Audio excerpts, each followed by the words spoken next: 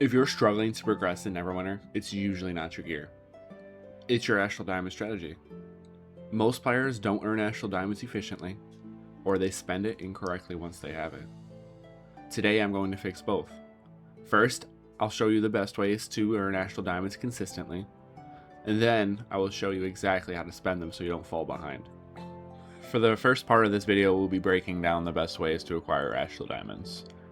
Your first rule of thumb is you want to refine your daily cap every single day. Now let me show you what this looks like. This here is your rough Astral Diamond count.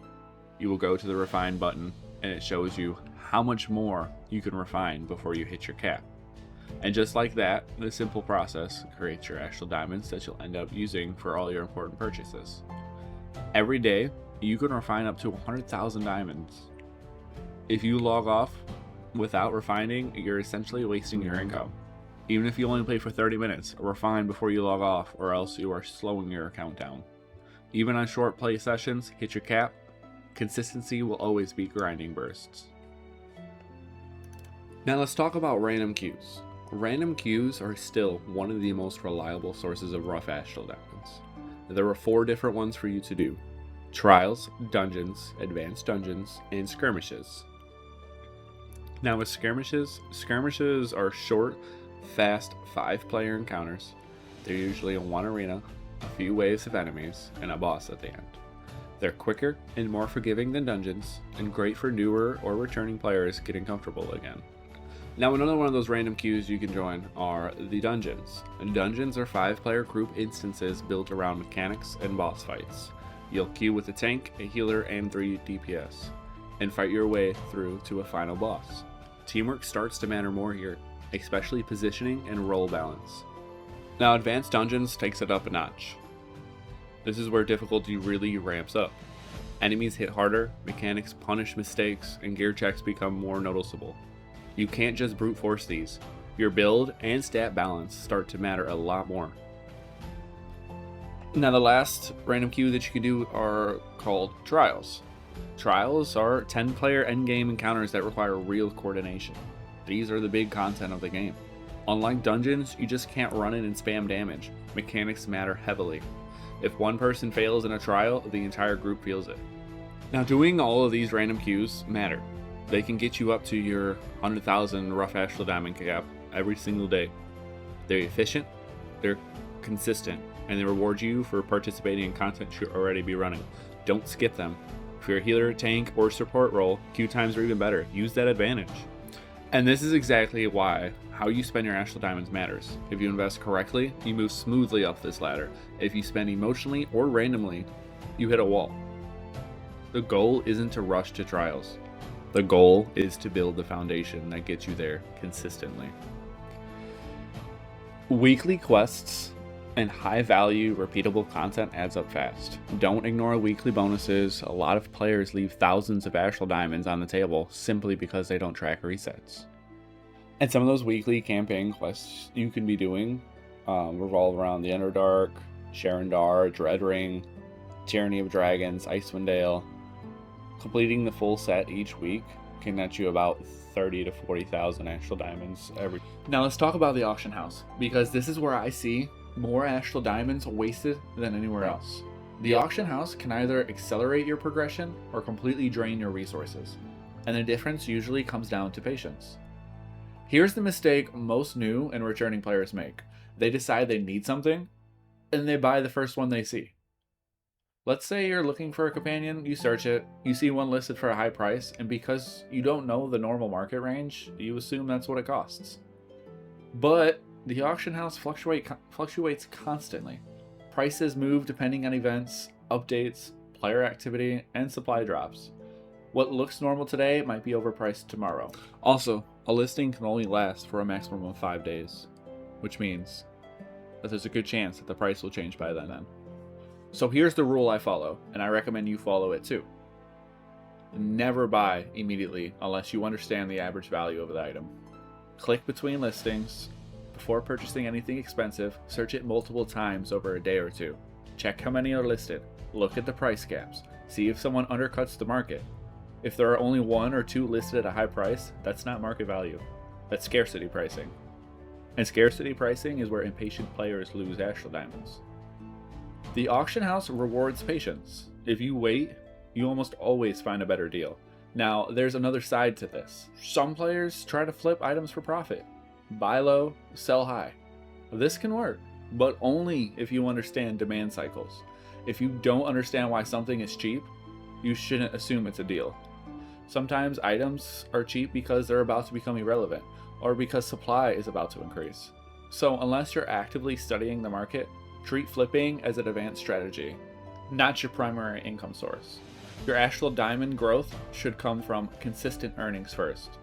The auction house is a tool, not a gamble. If you ever feel rushed while buying something, that's usually a sign you shouldn't. Smart spending in Neverwinter isn't reactive, it's deliberate. Now let's talk about the most important long-term investment you can make with Astral Diamonds. Your mount and companion bolster.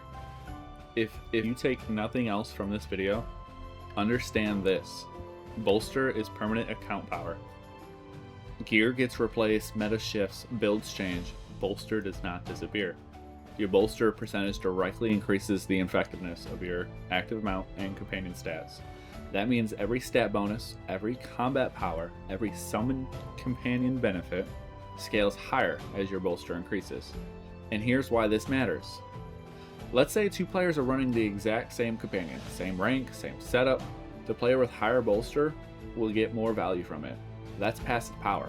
You don't have to press anything, you don't have to change your rotation, it's just stronger. Now compare that to upgrading a temporary piece of gear. If you dump Astral Diamonds into the gear that you'll replace in a few weeks, that power disappears when the item does. But when you increase bolster, that improvement applies to every loadout you build and every future upgrade you make. So how should you approach it? First, focus on increasing the quality of mounts and companions that contribute to your bolster percentage. You don't need every mount in the game, you need consistent quality across your collection. A lot of players make the mistake of upgrading one single mount to mythic, while the rest of their stable is low quality. That's inefficient. Bolster increases based on your top mounts and companions collectively, not just one, top 10. So instead of hyper-focusing on one flashy upgrade, think in terms of steady collection growth. Raise multiple useful mounts and companions over time. Build depth, not spikes. And here's the mindset shift. Bolster is not exciting, but it is foundational. Players who ignore it usually spend more Astral Diamonds correcting that mistake later. If I were starting over today, my early Astral Diamond priorities would always include improving bolster steadily before chasing optimization upgrades. Because optimization only matters once your foundation is solid. Brand new players versus returning players. Now let me break this down clearly, depending on where you are in your progression. Because brand new players and returning players should not approach Astral Diamonds the exact same way. If you're a new player, your priority is stability, not optimization. You don't need perfect companions, you don't need maxed mounts, you need a strong foundation. Focus on refining daily, run your random queues, slowly build bolster instead of chasing item level spikes. Early on, it's more important to avoid wasting Astral Diamonds than it is to maximize every single purchase. Your goal isn't to compete with endgame players yet. Your goal is to build a progression base that will not collapse later. Now, if you're a returning player, after a long break, your situation is different. You probably already have resources, you might have outdated gear, and you may have invested in systems that no longer scale the way they used to. Your first step should not be upgrading everything immediately. Instead, evaluate your bolster percentages. Look at your companion bonuses. Check what still has long-term value and what doesn't. Returning players often lose Astral Diamonds trying to catch up too quickly. Don't rush. Rebuild your foundation first, then optimize. Whether you're brand new or returning, the principle stays the same. Earn consistently. Invest strategically. Build long-term power. Astral Diamonds reward patience. Alright guys, now let me leave you with this. Progression in Neverwinter isn't about who spends the most Astral Diamonds. It's about who spends them correctly.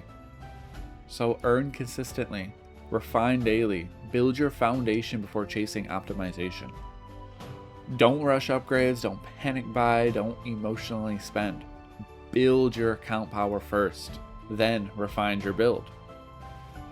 If you do that, you won't just keep up, you'll stay ahead. Now guys, that's the correct way to approach Astral Diamonds in Neverwinter in 2026. If you want a deeper breakdown of the best mounts and companions to invest in next, that's coming soon.